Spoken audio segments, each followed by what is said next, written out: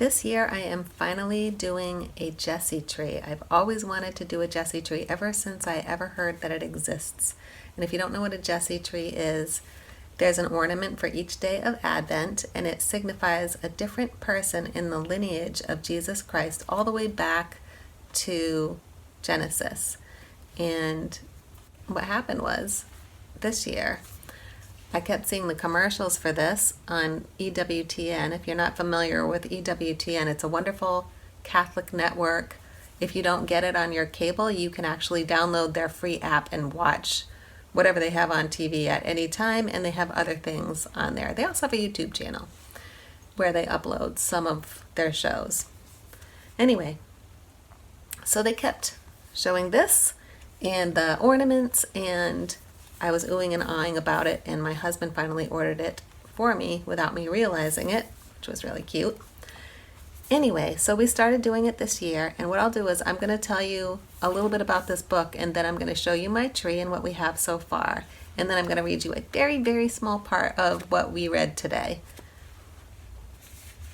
So, first thing that's really kind of interesting about this book is that it gives you a key. Depending upon which day Advent starts, it gives you a key to tell you which ornament you do each day. And it starts from creation and it goes all the way down to the birth of Jesus. And for each section, for each day,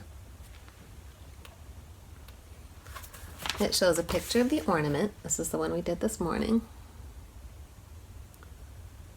And then it tells the Bible story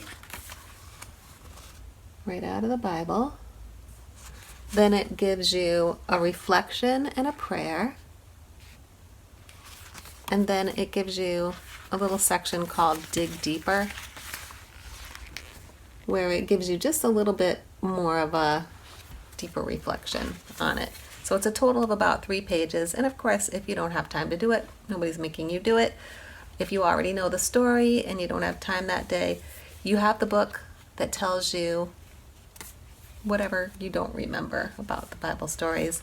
And if you have time to just read it, it's a wonderful thing. We've actually been on track and we've done it every day. It's been amazing, although I just realized we're a day ahead because the first day you're only supposed to bless the tree, and we started right off with an ornament. So to bless the tree, it's good to have a little holy water on hand for that.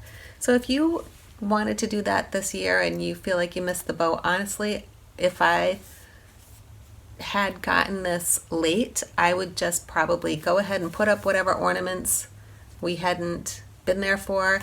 Maybe just take a little quick look if there was something I didn't remember the story for, and just jump in wherever it says I'm supposed to be in the little guide and enjoy it very much. And I may even order these as gifts for a couple of people that they can have for next year.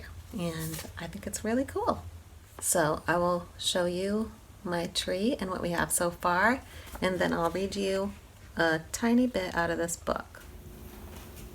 So this is our Christmas tree. I don't know if a lot of people like to use a separate tree for their Jessie tree, but what we're doing is just putting minimal ornaments, a couple a day, along with the Jessie tree ornaments.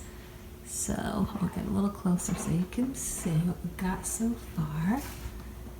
So I'm putting up near the top because if I put them too low, my dog might get to them. So this is what we have so far. And the first one was on creation. The second one had to do with Adam and Eve.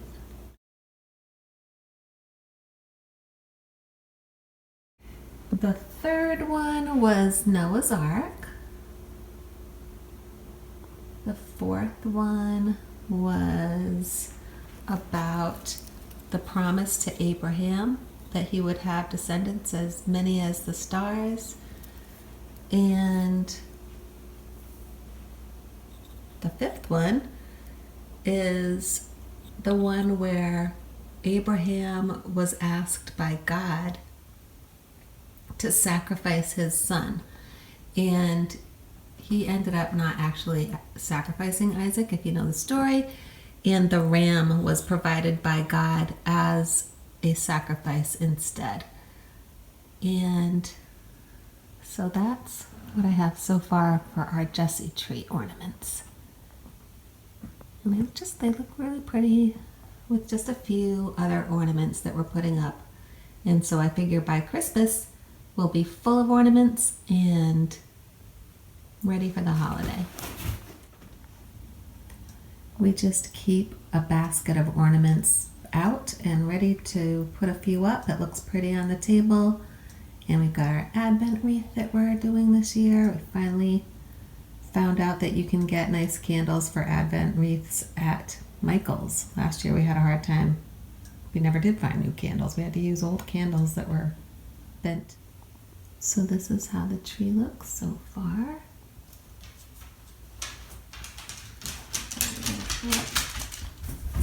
You're hearing in the background. You can see my angel. This was my mother's, so when I put it up there, it reminds me of my parents. I just wanted to read you a teensy little bit of what it said in the Dig Deeper part on what we read today. The offering of Isaac not only foreshadows the sacrifice of Jesus Christ on the cross, but it also points to the resurrection. For Abraham was willing to do whatever God asked, even sacrificing his beloved son, because he knew that God could do anything, including raise someone from the dead. This is a faith shared by the Blessed Virgin Mary on Calvary.